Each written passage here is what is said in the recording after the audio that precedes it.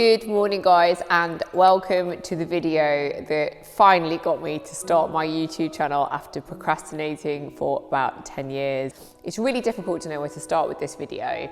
I don't want to assume that people know me already and that they've come over from my Instagram and they know my backstory, but also I don't want to bore you with too much information. So do bear with me whilst I try to tell the story as best I can. Still new to this video stuff. So historically, I had been a semi-pro endurance athlete running worldwide whilst I started some of my earlier businesses a long time ago now.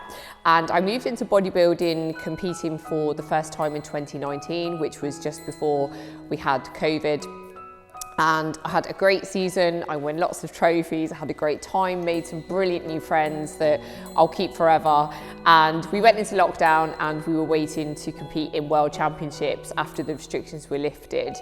That became Universe Championships, which was held in May of 2022, so this year.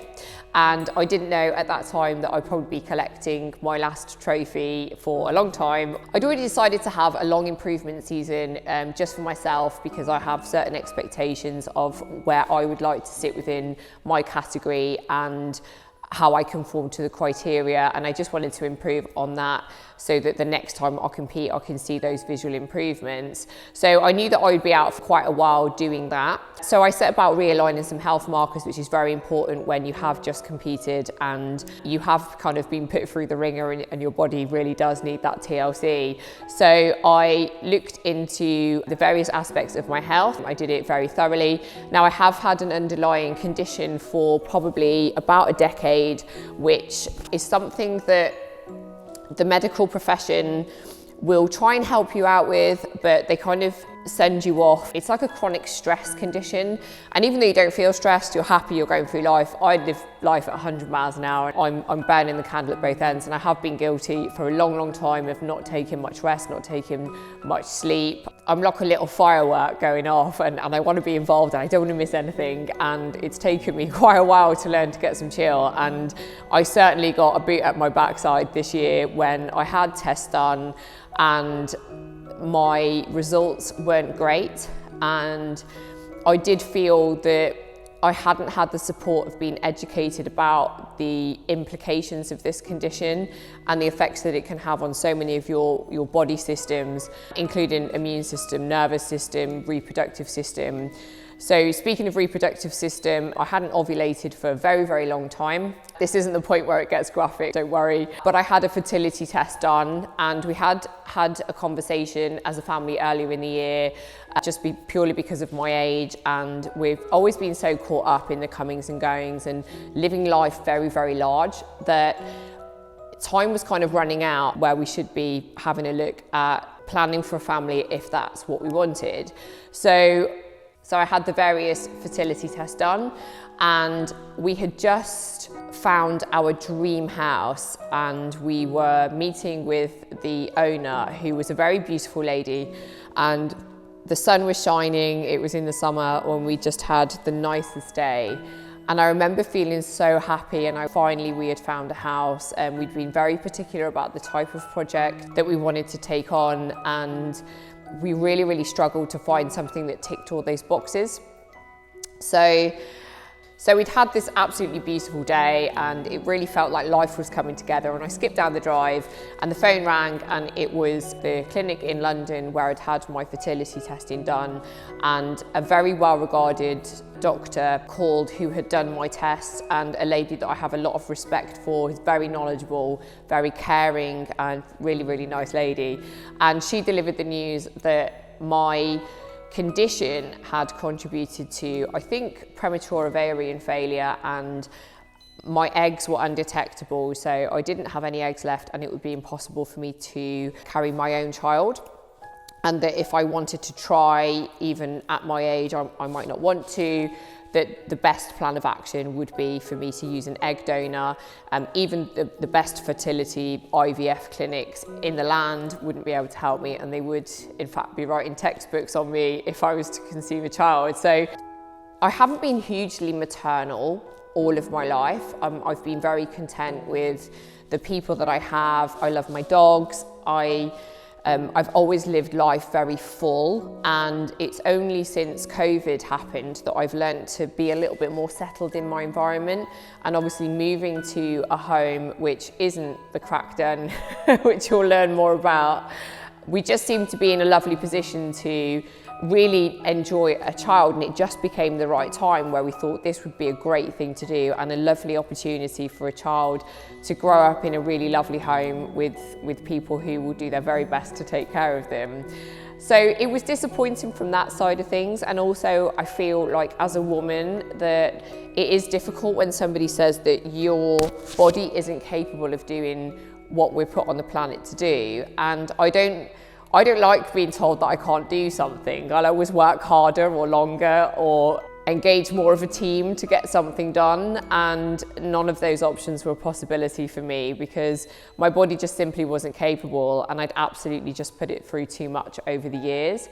So I did decide in that moment that I would do everything that I could, that if something was breaking my body behind the scenes, even though I get up excited for every day and I love my life, I love the people in it, I am honestly the happiest person that I know, I really just had to make some changes that probably wouldn't best please me, but were a necessity just to kind of give my body the nourishment that it needed. Your body is a machine, and it will only run so long before it needs taking care of, and if you neglect that, then it's not guaranteed to work for much longer or not to work optimally. And I like living my life, and I like living it without limitations. So the turning point for my life happened in that moment, and it was such awful news that it had an effect greater than what I'd anticipated, having not been maternal. But the flurry of emotion that came with that phone call and all the other things that it meant to me as a woman really took me by surprise, but probably has done me a lot of good, because sometimes you need a big kick up the backside. So on with the story. With this new revelation, it was health focused time, and I took a lot of advice from medical professionals. I did my own research. I read a lot of medical papers, and one thing about my personality type is if I get stuck in, I get stuck in. And I decided that I would focus on my nutrition, and instead of doing kind of macronutrient focus, which is quite normal for my sport, I went heavily into micronutrients, and also I did change my macronutrient proportions in that I took my diet a lot higher fat than it had been historically, as I'd become interested in cell transportation and that sort of thing. I won't bore you with the details, but I also designed my own supplement list, and I bought a ton of stuff off Amazon and places like that. I also became really interested in the realignment of oneself, both physically and spiritually. So I set off down lots of different avenues that I wanted to feel complemented what I was doing and that I felt that I would enjoy. So I started chiropractic care. I also went for acupuncture and acupressure, both of which I do feel were a very positive influence on what I was doing. And I very much did feel, even though I hadn't felt poorly before or unhappy or felt like there was anything wrong at all, I just felt that little elevation of just gradually being back in alignment. So one thing about COVID, it's really taught me to appreciate the UK, and I booked lots of weekends away with the dog, and as we weren't going to be having children, we think about getting another dog. And we went off for the weekend. One evening we'd been out and about, and I suddenly became unwell, which is unusual for me, and I just got a really, really bad tummy, and I was really bloated. And by the time I got home, I was sort of holding my tummy up, and I was like a little space hopper going to bed. And I just felt awful. And the next day, I didn't feel kind of like I was going to explode as much, but I still felt pretty grim. So off we went into town. I thought I might walk it off and I'll be fine soon. No idea what's happening. But I just feel duff as anything. And very, very oddly, to say that I hadn't ovulated for 10 years, I just felt like really kind of time of the monthy, but like I'd had the 10 years of not ovulating all in one go. I just kind of made an off-the-cuff remark. If I didn't know better, I'd say I was pregnant. I just kind of laughed, and this isn't the part of the story where I say, and I was. Anyway, went to BM Bargains and I went and I bought a pregnancy test.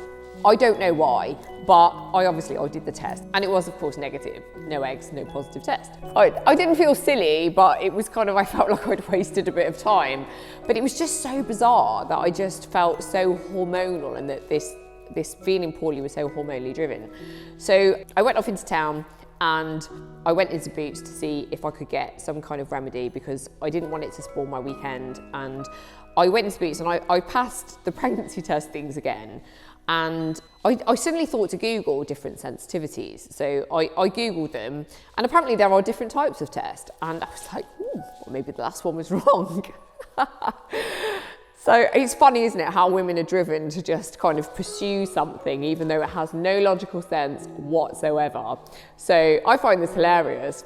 So anyway, I spent another £8 of my money on another test. So off I went to Starbucks and we ordered coffee, and I went and I did the deed with the stick and I brought it back, and I kind of half forgot about it. I just put it underneath something, and we were having coffee, and before we left, we thought, well, we'll check it. And of course, there was the one line on there instead of the two that you would expect if this whole hormonal thing was a pregnancy. And Darren said, oh, look, there's the other lines. So it's just underneath because it's wet. You can see where it would come through if it had the hormone that is needed to make that line turn red. But it's just because you can see through the paper. The line can't get darker if there isn't the presence of the hormone that makes the line appear.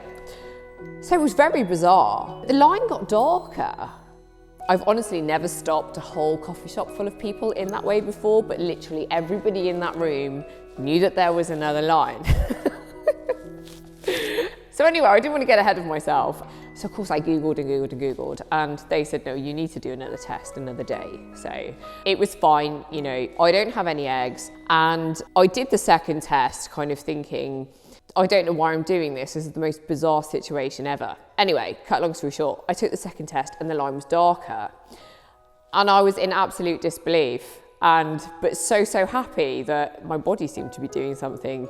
And I had joked when I'd got the news that I was infertile and I didn't have any eggs, which was 0 chance of carrying my own child. I only need one egg. Maybe there's one in there you don't know about. That just seemed to be true for me. So there I was, pregnant. And it doesn't end there. So I contacted the fertility clinic in London, and I got the impression not to get ahead of myself, and they needed to make sure that, you know, the egg had been released, it had got down the tube, that the sac had formed, it was in the right place. And there was a whole load of things that I needed to go through before they could confirm an actual pregnancy and that it was normal and that it had the potential to develop as you would hope. I am that person that doesn't get emotional. I'm going to brain my hormones. I'm hard as nails normally. So I went and I had my scan, and the egg had got down the tube, the sac had formed, and there was a little heartbeat in there. And I had this little butter bean shaped scan thing, which was just incredible, but my body wasn't supposed to do this. And there it was. And I think that was the day that a miracle arrived for me, in that something that was scientifically impossible and was never meant to happen on paper had somehow just sneaked through, and that karma had found me. I make an effort to be a very, very good human. And karma had just kind of come around and said, it's time to give you some help. And there I was. So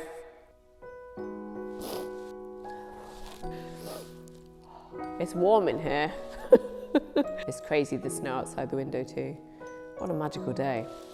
So here I am, having a little bambino that I am now, whilst recording this, over halfway through my pregnancy. And I honestly have so much to share with you regarding this journey, and I know that there's so much more coming in the future, but that is my news, that against all odds and the scientific certainty that it could not happen, I am certainly not trying to give anyone false hope for a situation they're in, that they are guaranteed for it to be a certain way. But it does just show you that occasionally things aren't always what they seem, and things can change. And I don't think that you should live life pinning hopes on something that the odds are so small that it takes happiness from the larger proportion of your life. But it does show you that if there is good action and positivity, sometimes the gift of hope can come. Certainly what happened for me. And I'm so grateful. I'm a person who is always grateful for every day. I was widowed when I was younger, and I think that was a real point in my life where the reality of life being short became very real, and that every day isn't to be wasted. And although I'm not immune to the challenges of life, I have a choice as to how I deal with them. And my journey through life could have been very different with a different mindset. I grew up how I would not like my child to grow up. All of the odds were against me achieving anything in life. And again, that for me is another example that if you work hard, you do right by other people, you do good things in life, you chase happiness hard, you will always be successful in some way when it comes to happiness. And it's another example of being able to achieve something